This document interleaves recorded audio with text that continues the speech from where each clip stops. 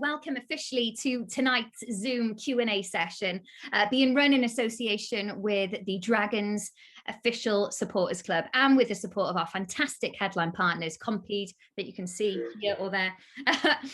This, as I said before, this must be our fourth one that we've done, and it's a great way for the Dragons community to connect with the players and staff, as we haven't really been able to do this, obviously see each other face to face during lockdown and the COVID restrictions.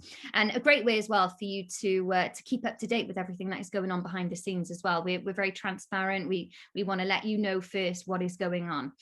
So tonight we have the legend that is Richard Hibbard, plus his new haircut, the man behind that chop, Greg Bateman, and young rising star and Aneurin Owen as well joining us. So a lot to look forward to this evening. Thank you very much, guys, for getting involved. We'll speak to you in just a minute. Also, a big thank you for all of the questions that are sent in. We'll do as many as we possibly can tonight. But if you've got any other questions, that I mentioned before as we were all heading into this Zoom, if you've got any other questions, just pop them all in the chat box in this Zoom call. So just jot down any question that might pop into your mind. And hopefully, as I say, at the end of the 45 minutes, we'll have a bit of time to ask those. A little bit of housekeeping as well. Even on Zoom, please keep your microphones off unless you are invited to speak. With Zoom calls, we have to do this. Otherwise, it just becomes very noisy and very hard to follow. But finally, before we kick off, another huge thank you to our headline partners, Compeed, who are tonight giving away a very special prize. It is a pink jersey. So a jersey that can be signed by your favorite Dragons player. So an awesome prize, and everyone who has registered tonight has automatically gone into the draw, and we will announce the winner at the end of the night. So thank you very much to Compeed for providing that amazing prize. Okay, so without further ado, let's meet tonight's special guests. Let's welcome first Richard Hibbard. Rich, can you open your mic? Are you there, Hibbs? Yeah, hey Polly, sorry, I didn't unmute then. We've got you. How are you, Hibbs? You okay? Yeah, fantastic. Yeah, well, most importantly, how's the new look going down? Is it staying short for a while?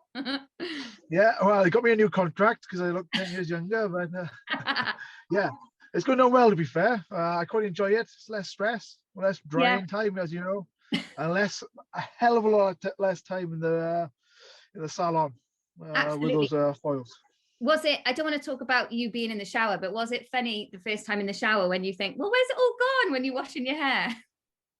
It is, yeah, that and sleeping. Sleeping is a wild one. I got my neck's been fixed strangely somehow. I think it's from my hair where I slept on it. It's weird as hell. But no, it's all good. It's all good. Oh, good. Well, look, let's talk about rugby. How has the season gone so far for you, and how's the hand and the injury? Yeah, it's been good. I think we've getting better all the way through the season. I think we especially that period after Christmas, we went on a real good run there. It was kind of a shame to see the season end. I was loving the way the boys were playing, even into the Northampton game. I know we didn't get the result, but the effort and the way the boys playing was superb. Personally, the hand's great. Because we had our midget hooker sent off last weekend, now I'm going to have to come back a week early. So I'll be back on the pitch this week at some point, which I am actually looking forward to it. Stops me doing fitness. And, you mentioned before as well, you've signed a new contract. Is it plenty of life still in the legs for you then, obviously? What are you trying to imply there? I'm old or? Not at all, nothing. I'm saying you're a seasoned pro, Rich. Yeah, I'm old. It's fantastic. I'm lucky enough to sign. I love what we do, and I love the brand we're creating and the way we play in there. Very excited the way Dean's taking the direction of the club and the youngsters we got coming through. Well, you got one of them on the call tonight. So to be at the beginning of this great journey, what I think is going to be is something special. So I wanted to play as another season and see where it all went. Absolutely. And can you just sum up the season for you in regards to COVID and with the fans? I mean, it's like a season like no other, obviously. Yeah, it's difficult. It is. Half the time you go out there to play with the fans, for the fans, is always the same. And the Welsh boys, when you go play for the club, it's great to have him in the stand. You sort of you, you hide all the shit chat from the other players, to be fair, but yeah, it's good to have. That's the biggest thing I missed this year. Yeah. That was one of the most important things I didn't want to finish throughout back in full stadium. So that's what it is for me. Absolutely. There's some guys, obviously, you know, who are going to retire or leaving, you know, and they won't get that time to sort of run out into Rodney Parade with fans in the terrace. That must be bittersweet for them, right? Yeah, it is. It's brutal. I think of the boys retiring last year, and then again this season. It's so difficult. Part of the journey is the last game you play, and your family's there to support you, and you wave your goodbyes, and it sort of ends the chapter. Some of the boys, it's been stolen away from them. So it is a difficult thing, but like, it's rugby for you. It waits for no man. Yeah. No, you're right. Well, there's plenty of steam left in you, which is good news. We'll come back to you in a bit, Hibbs, but lovely to chat. First of all, let's head to you, Greg Bateman. How's your first season at the Dragons gone? Well, I've really enjoyed it. The boys are fantastic. As Hibbs alluded to, it is genuinely really refreshing to come to an environment where what Dean is trying to build is, you know, for the future, what he's trying to set up for the likes of Nene and the boys below him even, is amazing to be part of. Personally, obviously been frustrating being a bit injured, but you know, they've been really patient with me, and yeah, you know, I just couldn't be more pleased to have come to such a welcoming club, and yeah, it's been fantastic. So it's been everything that you hoped it would be, which is good news. How is the mood in the camp after the narrow defeat to Cardiff Blues? So I think it's weird. Like Dean never really gets too carried away. You know, there's no hair dryers getting thrown around, especially now that Hibbs has had his hair cut, so that's good. But it's always part of like a bigger picture, if you know what I mean. Okay, I think it's important for us to kind of look at what we were doing really well and what was getting us on that run of games that Hibbs was talking about, and then going back to those fundamentals. And look, you know, even the very best teams in any team sport, football, rugby, whatever, will have a blip, and you know, for the first 50-60 minutes of that game, we weren't there in the areas that we prided ourselves on. So mood's fine. You know, one bad half a game doesn't mean we've turned into a bad side. We're still incredibly pleased with overall how we're doing. Absolutely, yes, the bigger picture, but very unlucky not to get that win anyway. We were just alluring to it with Hibbs there. Weird season, isn't it? But how much are you looking forward to finally playing in front of fans at Rodney Parade? That moment must be exciting for you. Yeah, it is. You know, when you move to a new club, that's kind of the experience that you want. You want to be able to sort of talk to fans that have been there for years and tell you how disappointed they are that you're in their favourite player's position. And just that's all part and parcel of the game, and just to get to know the guys that have known the club a lot longer than you have, it is such an important part. And like Hibbs says, is that is why we do it. You know, lots of people enjoy playing rugby, but one of the major drivers for most pros will be they want to do it in front of people and to have that, you know, the pressure and the celebration that you get with a crowd. And that has been difficult. But I mean, I don't actually know when we are allowed fans back. I should have probably found that out before this, but it's not going to be long. So hopefully it won't be too long. Who knows anymore? I think we're allowed to start hugging from next week. I think that's the most important thing, isn't it? But anyway, Greg, thank you very much. Lovely for you to be here. We've got more questions for you coming up. Aneurin Owen, let's turn our focus to you for a second. It's been a massive breakthrough season for you. Could you have imagined the level of success that you've had to kick off? Nah, not really. It's been a bit of a weird season, isn't it? But you know, the last couple of months I've really enjoyed it. Being part of this group's been really special, actually, and to put on the jersey for the first couple of times for the first season's been it's meant quite a lot to me. So I didn't really predict what's happening, but I've really enjoyed it. Yeah, it looks like you're enjoying your rugby. I mean, how's it been working with the senior players, and how much have you seen your game progress and come on? Yeah, it's come on a lot. Just the group of boys that I hear just really, when I first came in, I was 19, 18, and they were just really welcoming and just, really helpful, and just, anything I needed, they try and help. And obviously this season, there's been a lot of talk around Jamie and Nick coming in and just how good them two guys have been with me. And, that's pushed my game on 100 times more as well. So, just like learning all the time, really, from the coaches, players, and really enjoying it. And it's just been it's a really positive place at the moment. Yeah, absolutely. And looking forward to Ospreys this weekend and the rest of the Rainbow Cup. Players must be enjoying the style of rugby at the moment. Yeah, as Greg was saying, there's a bigger picture to come. I'm certainly enjoying how we're playing.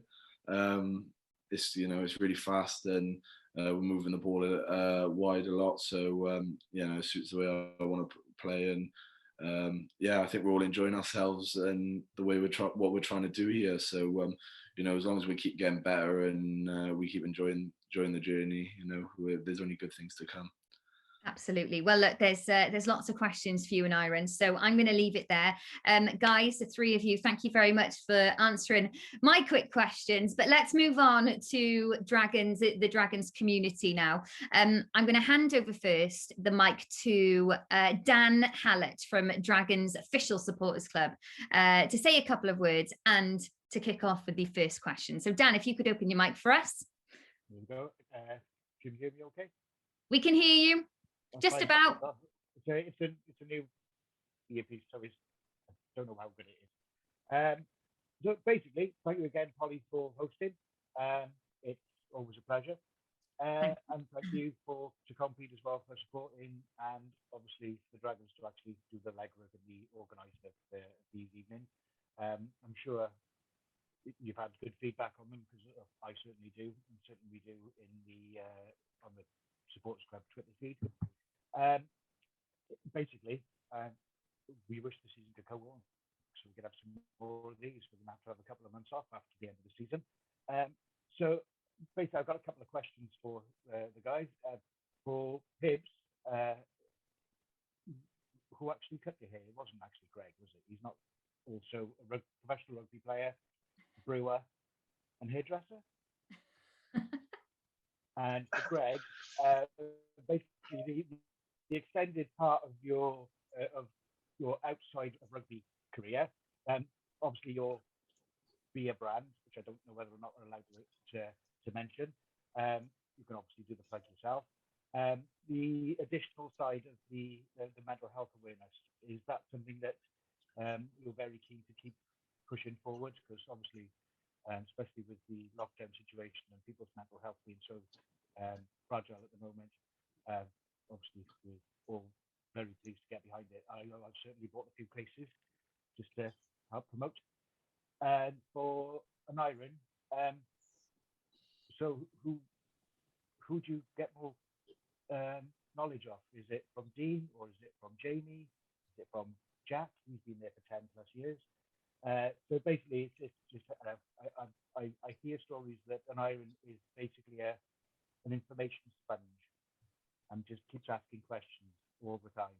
And just want to know his experience on some of the other players. Okay, Richard, why don't you start? I think the question to Hibbs was, just in case you didn't hear it, was it actually Greg that cut the hair? Was that the question? Let's be fair. Have you seen Greg's hair? Do you think I will let him near my hair with anything? He'll probably try to steal my hair, just to replace some of his. But no, it was actually my hairdresser who looks after my hair down here. So I went for baby steps. I didn't want a baldy, so a cut was a cut. I think I stipulated that to Greg when I said I'll do it. So yeah, it was baby steps, and cut a fair bit off. So it wasn't going for the Brock Harris look then? God no. I got too many scars and too many lumps on my head to go for a complete scalp. Are we allowed to see the actual hair then, Hib? So you're going to take the hat off tonight, or is it not camera ready? Oh, nice. Okay. Oh, it's nice. Yeah, lovely. Yeah, we like it. Thumbs up from me. Thank you, Polly. That always matters.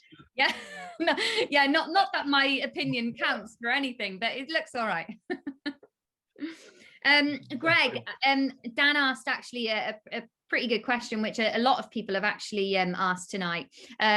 You know, the People's Captain Foundation, especially as it's Mental Health Awareness Week. Can you tell us more about why you set it up and the hopes you have for it, and hopefully that will sort of answer Dan's question as well? Yeah, sure.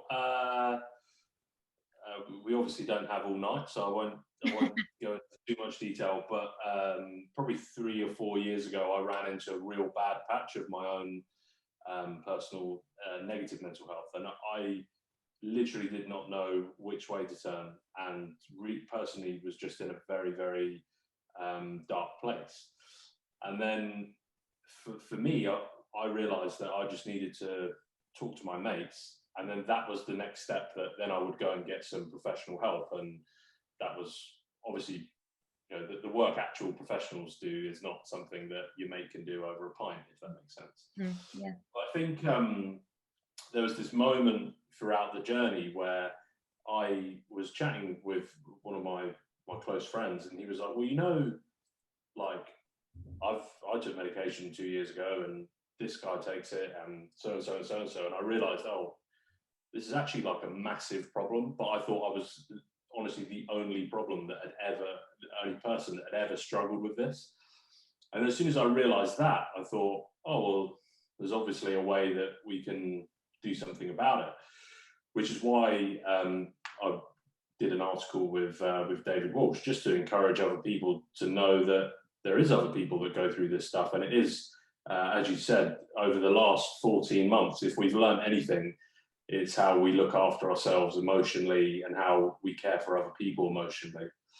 And then People's Captain is the beer brand. I don't mind getting in trouble, just in case, but the other side to the business is, it was really important to me that beer is such an important part of culture, and I think we all catch up over a beer, but it was just so important to me that we made that count. So I wanted us to have the People's Captain Foundation, and that is entirely non-for-profit, and the goal there is to raise money for initiatives that encourage action towards positive mental health, whether that's the first phone call, the first conversation. Eventually, you know, we will do our own initiatives, but to be perfectly honest, a charity is an absolute minefield to run a charity with trustees and board members, and that's not, I'm no chairman of trustees, if you know what I mean. And it's just, I think, gone down really well, and thanks to anybody who supported, and Hibbs, you look fantastic, by the way. But you know, I think the most important thing is that it's all of our responsibility, whether we suffer with it personally. There is someone that we know that suffers with it, whether they tell you or they don't. And I just feel a real sense of responsibility to do something about it, I think. So hopefully that answers your question.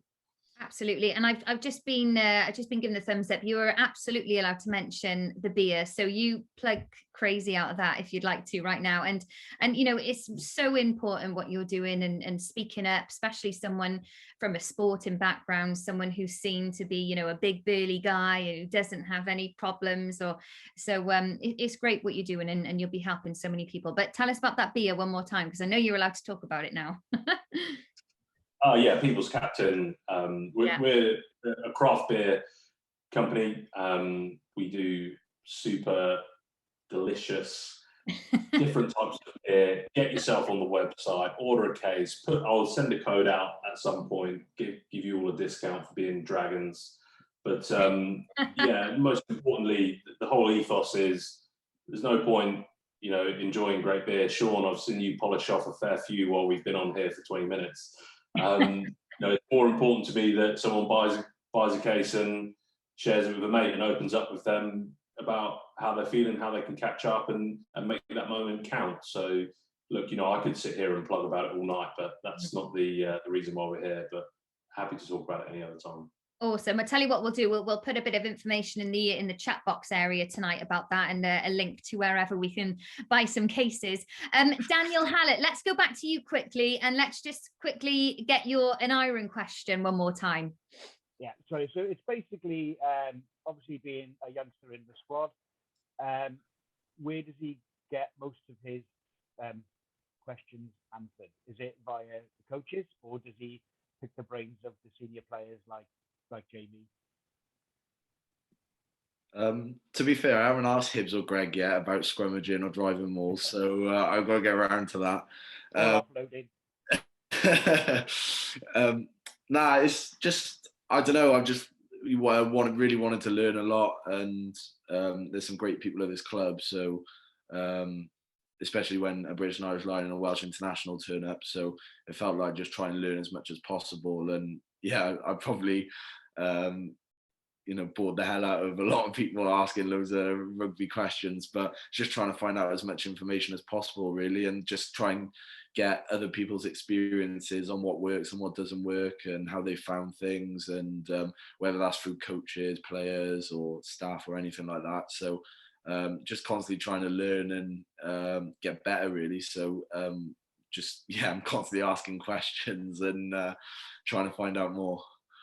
It certainly seems to be working. I got Scarlet mates who were very concerned about how quickly and how well you're playing. They were very, very complimentary, but begrudgingly. Thank you. Cheers. Daniel, thank you so much for your brilliant questions once again. It's always great to kick off with yourself, and thank you so much for supporting tonight, the Dragons Official Supporters Club. We are very appreciative of everything you do and all the support. So thank you very much, Daniel. Let's move on to Liam Wainfer. He's got a question for you, Hibbs. He says, congratulations on the new contract. I know you touched on it slightly before, but was the progress that Dragons have made over the last 12 months a motivator in signing the extension? And how impressed have you been with the progress forward? Yeah, it certainly was. I think it's an exciting time to the Dragons. Obviously, I think we've taken over, and Dean coming in, and these youngsters coming through is just incredible. Like Nene's on the phone on the call tonight. He's something special. I think Carter's another something special, and to see these boys grow within a season is class.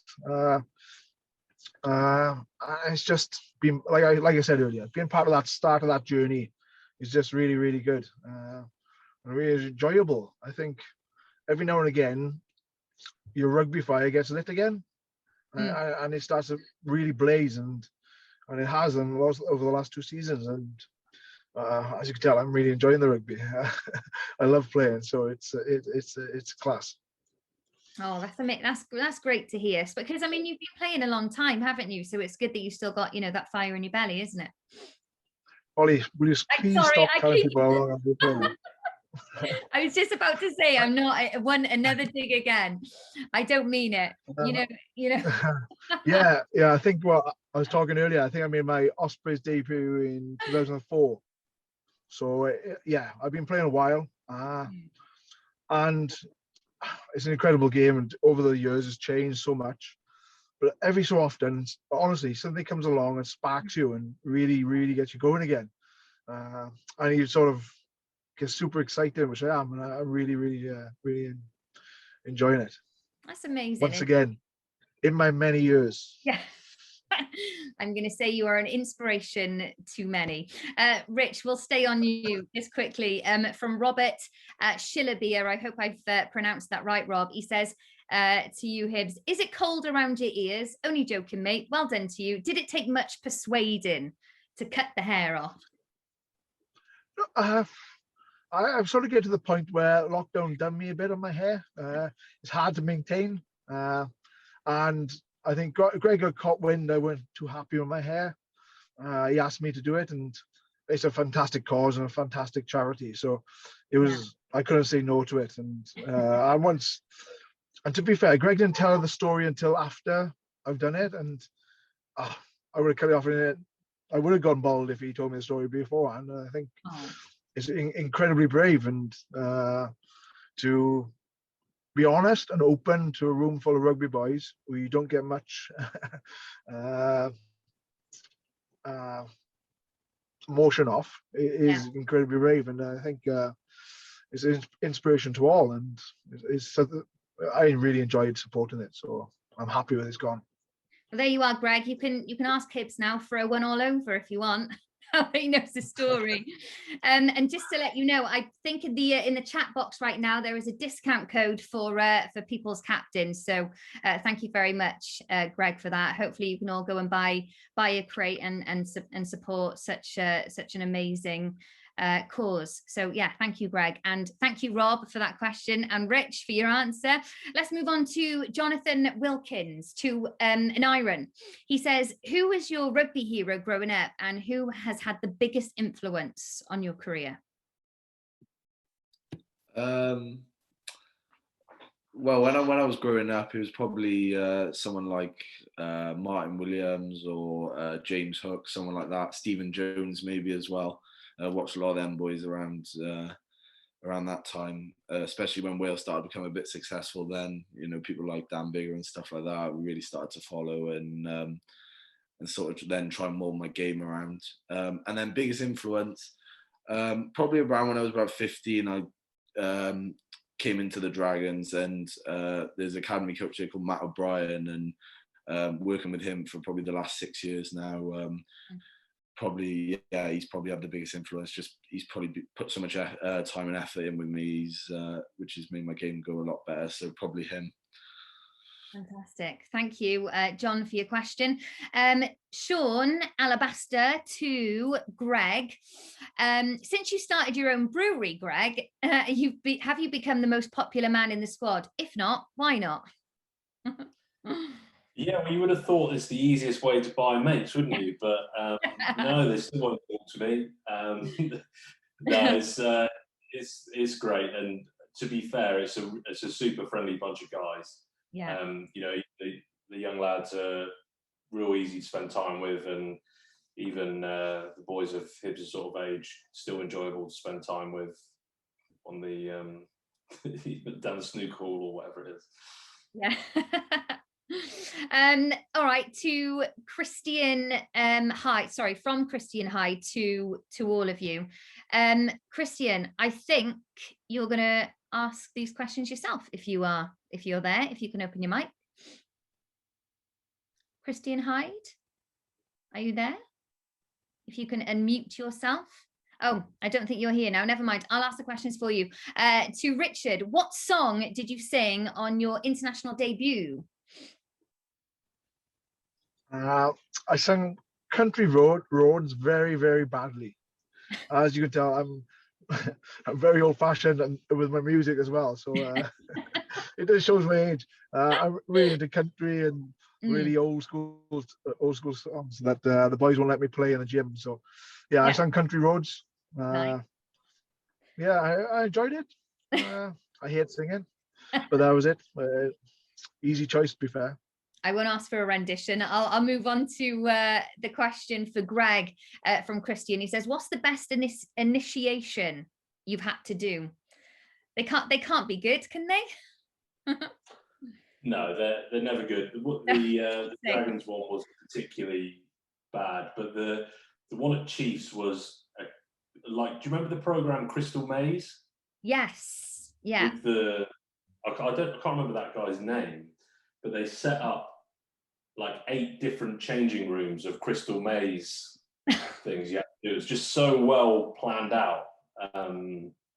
Yeah, I mean, it was incredibly irresponsible. So obviously, don't condone that in any form. But that was, in terms of a spectacle, that was really quite something. Pretty decent, yeah. I always wanted to go in the big crystal and grab all the money. That's what I remember from the Crystal Maze. Question for Aneurin from Christian. What's the biggest difference you've experienced from playing Welsh Premiership rugby to Welsh regional rugby? I thought it'd be the physicality, but it's probably just the pace of the game. Everything just happens a little bit quicker. The Welsh Prem is quite physical, and there's a lot of older men who want to try and beat you up and stuff like that, and beat you around. Probably just the pace of the game and just how much quicker things happen at, and it's just a bit more relentless than Welsh Premiership. But physically, it's been okay. Good. Okay, thank you, Christian. I know you dropped off there, unfortunately, but that's fine. We're going to move on to Nathan Watkins, and this is to all of you. So, Hibbs, we'll start with you. Who is the best singer in the changing room? If so, should they enter the X Factor or Britain's Got Talent? If not singer, who has the best dance moves? Oh, wow. There's a few boys who think they can sing. Yeah. I don't even know what they sing these days. They all listen to hardcore in the gym. There's no words to it. It's just stupid beats. There's some terrible dancers also. Not like back in my day where we used to do the waltz. No, I think Jamie thinks he can sing. I think, in fairness, he's been on the stage with Manic, so I'll give it to Jamie. Jamie, okay. Dance-wise, well, I'll say Jarvis because he jiggles a lot. Okay. What about Greg and Aneurin? Anyone that you fancy their chances on the X Factor, or anyone who's got good moves? I always thought that Jumbo would have a good voice. I don't know if it's the richness of his accent, or maybe Mev. Like a male voice choir vibe. Yeah, you think they've got the Welsh tenors, Yeah. Okay, well, it's exciting to see who could, after their career, maybe go onto a reality show. Who knows? Thank you very much, Nathan, for that question. Jamie Phillips to Rich. Dragons usually do well in derby matches, but why can't they beat the Cardiff Blues? I think we've been unfortunate. I think, like Greg said, the weekend, I think they're there for the taking. I think, unfortunately, we didn't really get our set piece platform right in the first 40, and we didn't capitalize when they went to 13 men. I think, it's just, you're always going to be close against derbies, and it's always going to come down to those fine margins. What I love at the moment is that teams are really going to have to play to beat us.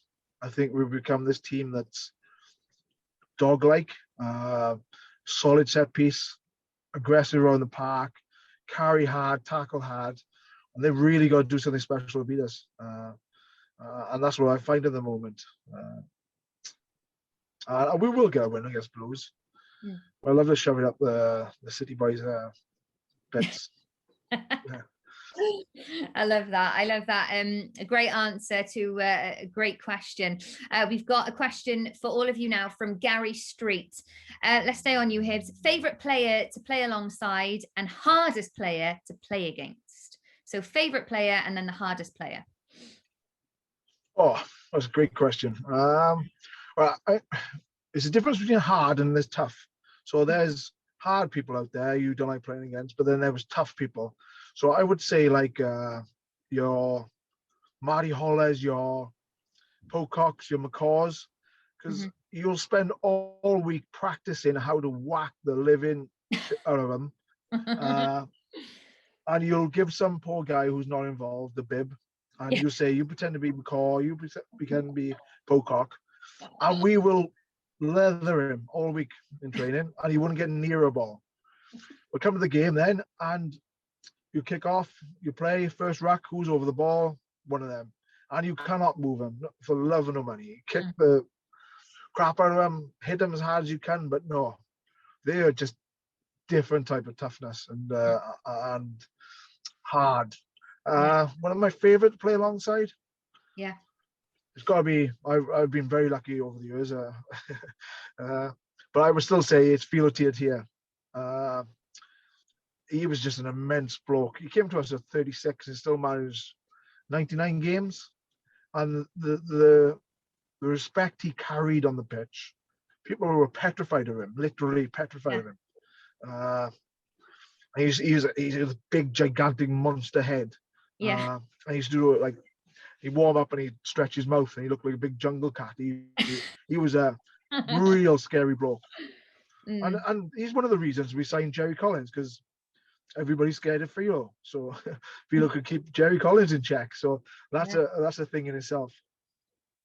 Awesome. Thanks, Hibbs. What about you, Greg? Your favourite player to play alongside and also the hardest / toughest? I suppose I've been pretty lucky at Leicester to play with some pretty impressive people. None as impressive as Hibbs, obviously, but you know, Manu kind of carries that same sort of fear of God into most people that play against him, and he's unbelievable to have on your team. Unfortunately, I've also played against him once, and I thought he broke my back. So it's probably both. But yeah, you know, just you could reel off the name Matt Tamua as just one of those guys who I don't know how you feel about this, but sometimes the best players are also just the best blokes, because you know that they've totally got your back and they'll just do anything for you. So yeah, you really want to play well for them because they're great people. So yeah, it'd be too hard to say, I suppose. Okay, and let's just move quickly to Aneurin on that. One of your favourite players to play alongside in the short career that you've had so far? Yeah, I haven't played with many, but probably growing up with him, Ben Carts, just a really, really good bloke, and it's a weird one. He's quite a quiet guy, and you go onto the field with him and think, oh, he hasn't really done much, and then you look at the stats on the Monday and you'd realise he's hit about 40 rucks and made about 30 tackles. So just the amount of work he gets through, and he just goes about his business really quietly and just gets on with it. He's probably one of the best I've played with at the moment. Yeah. Well, Gavin's got a question for you again, Aneurin. You've played fly half in the past. Fancy a few kicks at goal or going back to that position in the future? Yeah, I wouldn't mind to. I doubt any coach would pick me anymore at that position, but yeah, I enjoy playing there, controlling a team. So yeah, I wouldn't mind playing there. Yeah. Okay, nice. Let's move on to David Hancock. This is a question for all of you. Hibbs, we'll start with you. Which squad member has the most annoying habits? Going behind the scenes a little bit now. We want to get some gossip. Yeah. So Tavis Noyle came up with this fantastic idea of this culture board to raise the standards of the culture behind the scenes, and all it's done is caused fury with people getting stuck on this board and having to clean the gym. So he's definitely, for all the wrong reasons and all the right reasons, Tavis Noyle is by far the most annoying person I know in the squad. Is that because he's always super positive and always wants to bring a good culture? It's because he's hyperactive and he's very thick Welsh accent. It really grinds on me. You know? Greg, what about you? Any annoying squad members? Yeah, Tav's got to be up there. He's bless. He is mad as a box of frogs, isn't he? He's very, very strange bloke, and the board has caused absolute chaos, to be honest. The unintended consequence of the whole thing is that he just ends up on the board more than anyone else. So it's absolute chaos at the moment. And Aneurin, can you shed some light into this board and what else is on there? It's basically just people who like late to meetings or miss their physio slots or stuff like that, and then they end up on a Tuesday having to go in with Dan Barr and probably clean someone's car or something, or summer do. But it ended up just everyone then stitching each other up, trying to get each other. Like the biggest grass in Dragons, basically, is what you're saying. It always ended up Tab being the biggest grass. So yeah, there were a couple of times as well. Okay, all right. He can have that title of most annoying then. He can take that. Thank you, David, for that question. Another question before we wrap up. We've got a couple minutes left, but Carl Rees has got a question to you all. You all have different experiences of joining the Dragons. Richard, you played against the Dragons many times whilst at Ospreys, and Aneurin coming through the Dragons system. And Greg, you may not have ever played against the Dragons, but obviously you're all here now. What is your opinion on how Dragons are comparing to other teams in Pro 14 and the English Prem, and how could we improve? Let's start with you, Rich. Yeah, I can remember absolutely hating coming to Rodney Parade to play for the Ospreys, and they were our biggest. We could not beat them. It didn't matter if we came fully loaded, if we came with a mixed squad, if we didn't change on the bus and just rocked onto the pitch. We tried it all, and we still can never get a result up there. It was one of the most annoying things in the world. We won the league many times, but we can never beat the Dragons in there. And I loved how gritty and how hard, and I don't want to say dirty, but how just a nuisance they were to play against. And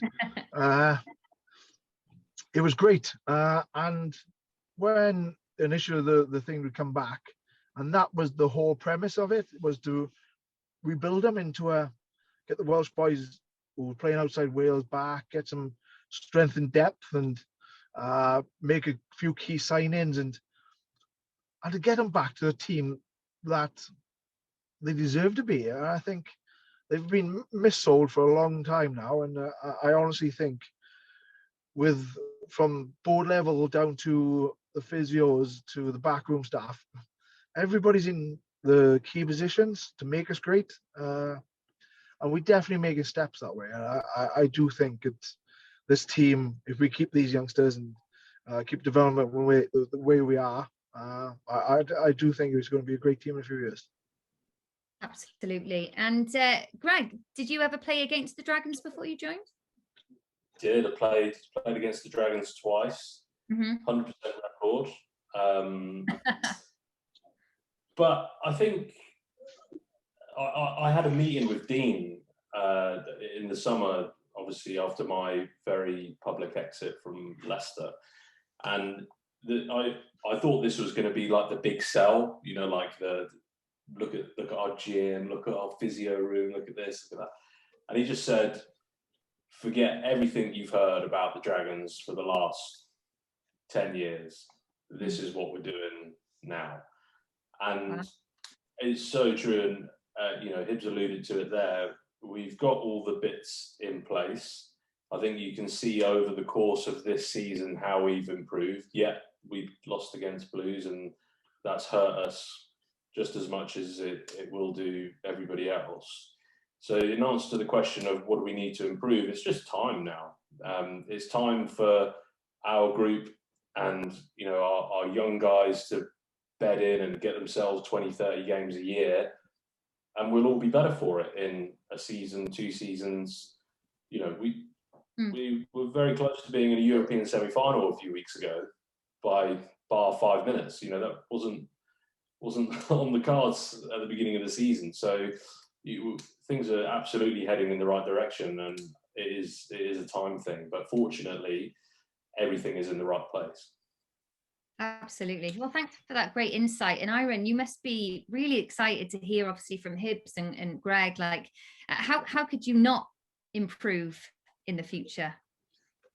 Yeah, a bit like what Hibbs talked about. When I was younger, I remember coming down to Rodney Parade and being part of that atmosphere, when away teams come, and really enjoying all those games, and to sort of come through the academy now and be a part of that and be a part of this group where, you sort of, it's going in the right direction. It's just really exciting. And it's just everything more than what I thought it would be than when I was a kid. So I like the boy said, just time now. And we're building every week, and we're trying to get better every week. So we're starting to put some performances in now, and we just got to get some consistency and keep that going now for a number of seasons. Absolutely. Thank you very much for your answers there, guys. And thank you very much, Carl Rees, for your question. Brilliant question. We're going to finish now with one more question. I think it's a nice one to sort of bow out on, and then we will announce the Compeed pink away shirt winner. Philip McGreevy, to all of you once again. Hibbs, we'll start with you. What are your targets for next season? What is a realistic target for Dragons? I think it's 1 foot in front of the other each time. I think it's not going to be a perfect season. We're not going to win the league easily, and we're not going to put 50 points on Leinster. Or do you know what I mean? It's about development, and it's being better than the week before, and the week before that. It's about getting depth in the right places. I think this competition has given us great insight to a lot of the younger boys who. To be fair, we've mixed a few young boys into the last 2 games, and the performance haven't dropped off. So that's a huge step in my eyes, and I definitely think it's just always been better than the previous week. Learn from the lessons you've learned, take the mistakes, take away what you can, and look forward. And I think to give you a target of going unbeaten all season is not realistic, but I genuinely think to be better than the previous season and so forth and so forth. I just think that's the way forward with this club. Absolutely. And Greg, what are your targets for next season and a realistic target for the region? It's very difficult to disagree with that, to be honest. I think, even the Leinsters of this world, the Exeters of this world, they're not talking about unbeaten seasons and all the rest of it. They're talking about fixtures week on week and having individuals play their best individual season and their best games, which unfortunately is an enormous cliche that it's 1 game at a time. And I'm very conscious that that's my answer, but it is very much that. The rugby season is so long, you have to just take it 1 game at a time. And then at time to time, there'll be the moments where we can take a bigger view out and see how well we've developed. But for now, it's just about continually trying to get better. Absolutely. And Aneurin, to finish off with your answer, the sort of breakthrough young rising star, what are your targets for next season? Just to play as many games as possible, really. Yeah. There's a lot of good centres and a lot of good players in this team. So competition's quite tough, so just to play as many games really for the club is a target. And just what the 2 boys said there as well, just ultimately just want to win as many games as possible and be as successful as possible in this team. So we do that by putting performances in. So if we can do that, then hopefully the results will follow. And hopefully for next season, just try and play as many games as possible. Yeah. Absolutely. Well, thank you very much, Philip, for that wonderful final question. A lovely one to bow out on, as I mentioned.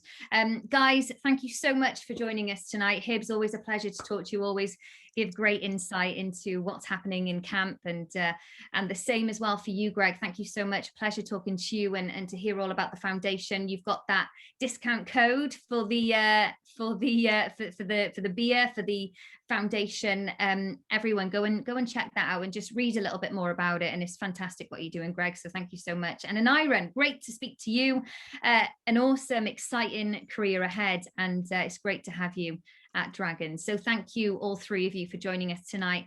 And before we go, as I mentioned at the very start, our headline partners, Compeed, this evening are giving away a signed pink away jersey, and everyone who's registered has automatically gone into the hat. And I can reveal that the winner tonight is chosen at random was Keith Clark. So well done to Keith Clark. I don't know whether Keith is on the call tonight, but well done to Keith Clark, part of the Dragons community there. Keith, if you are on the call, we will get your information later on. If you're not, then what are you doing? We'll make sure that jersey gets to you. Thank you very much to our headline partners, Compeed, for that very for that awesome prize. And thank you very much to all of you who've joined us tonight. We'll see you all in June. It's been a fantastic evening. Once again, thank you so much to Richard Hibbard, Greg Bateman and Aneurin Owen. It is time to say goodbye. And if you've enjoyed tonight, rave about it on Twitter @Dragons Rugby, and would love for more people to join us next time. More the merrier. And we'll see you all soon. Thank you very much. See you later, guys.